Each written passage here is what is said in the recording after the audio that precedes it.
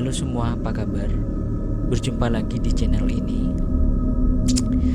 Dan jika kamu baru pertama kali mampir, jangan lupa subscribe agar tidak ketinggalan konten menarik dari channel ini. Di video kali ini, saya akan membahas tentang sebuah cerita seram, creepy, yang berjudul The Russian Sleep Experiment. Cerita ini saya temukan di Wattpad dan penulisnya adalah Rina CHT. Tapi sebelum lanjut ke dalam cerita, perlu saya ingatkan untuk yang belum cukup umur untuk tidak lanjut menonton video ini, karena video ini mengandung banyak sekali unsur-unsur kekerasan. Jadi yang merasa di bawah umur, skip aja video ini. Oke, kita lanjut ke dalam ceritanya. Pada akhir tahun 1940-an, para peneliti Rusia membuat penelitian terhadap 5 orang. Penelitiannya ini adalah agar 5 orang ini tetap terjaga selama 15 hari, alias tidak boleh tidur. Agar mereka tidak tertidur dalam penelitian ini, mereka diberikan gas stimulan eksperimental. Mereka dikurung dalam sebuah ruangan tertutup dan pernapasan mereka dimonitor agar gas tersebut tidak membunuh mereka. Karena dalam konsentrasi tinggi, gas tersebut bersifat beracun. Dan kamera CCTV itu belum ditemukan pada saat itu, sehingga para peneliti hanya menggunakan sebuah mikrofon untuk berkomunikasi, dan para peneliti hanya menggunakan sebuah lubang kaca setebal 5 inci yang terhubung dengan ruangan di mana mereka terkurung untuk melihat para tawanan. Tapi di dalam ruangan tersebut itu dilengkapi dengan buku-buku, matras untuk tidur, keran air dan juga toilet, dan cukup makanan kaleng untuk bertahan hidup selama sebulan. Jadi di dalam ruangan tersebut itu mirip sebuah penjara, guys. Tapi ini bukan sebuah penjara sih, ini lebih ke ruangan eksperimental yang dilengkapi dengan mikrofon untuk berkomunikasi, dan juga ada sebuah kaca setebal 5 inci yang terhubung untuk para peneliti melihat para tawanan.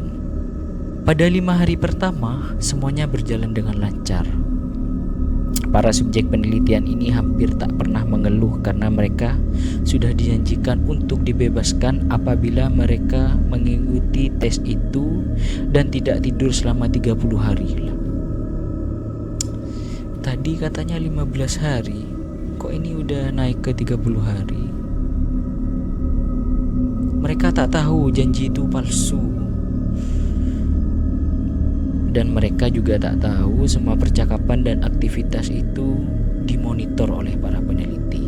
Dan perlu dicatat, pada 5 hari pertama ini mereka itu mulai berbicara secara intens tentang pengalaman traumatis mereka di masa lalu. Lalu setelah 6 hari, mereka mulai menunjukkan tanda-tanda paranoia. Mereka berhenti berbicara satu sama lain.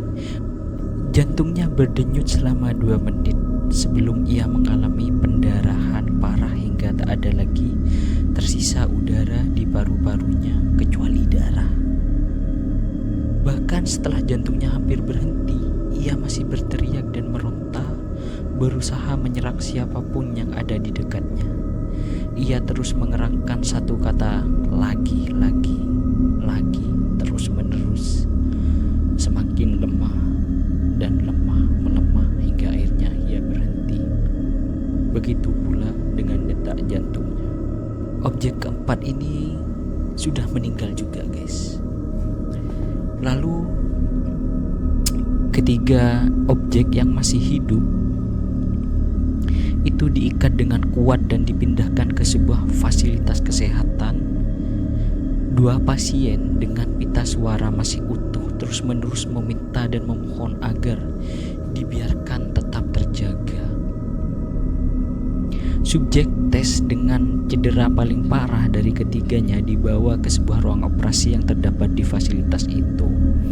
Dalam proses persiapan untuk memasukkan kembali organ-organ pencernaannya kembali ke dalam tubuhnya, diketahui bahwa ia kebal terhadap segala suntikan obat penenang yang diberikan padanya untuk mempersiapkan operasi.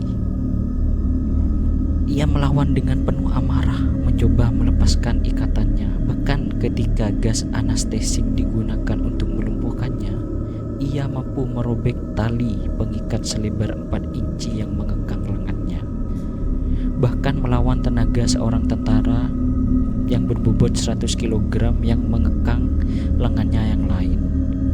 Diperlukan dosis obat bius di atas normal untuk melumpuhkannya, dan detik di mana ia menggelepar dan kelopak matanya menutup, jantungnya langsung berhenti. Ini serem banget guys. Objek penelitiannya ini mungkin ya mirip-mirip zombie gitulah. Padahal mereka itu udah terluka parah, tapi masih bisa mengalahkan tentara yang berbobot 100 kg. Lanjut, pada otopsi subjek tes yang meninggal di atas meja operasi ditemukan bahwa darahnya memiliki kandungan oksigen 3 kali lipat ketimbang orang normal. Dagingnya yang masih melekat pada tulangnya dalam keadaan tercabik dan 9 tulangnya patah ketika bergelut saat akan dibius. Namun tulang-tulang itu patah bukan karena para tentara, melainkan karena dorongan dan tekanan dari otot-ototnya sendiri. Ini gila sih. Mereka anggap aja udah enggak normal, tapi memiliki otot-otot yang sangat kuat. Sungguh gila guys penelitian ini. Survivor kedua adalah tahanan pertama yang berteriak. Pita suara benar-benar telah rusak sehingga ia tak mampu memohon atau menolak operasi itu.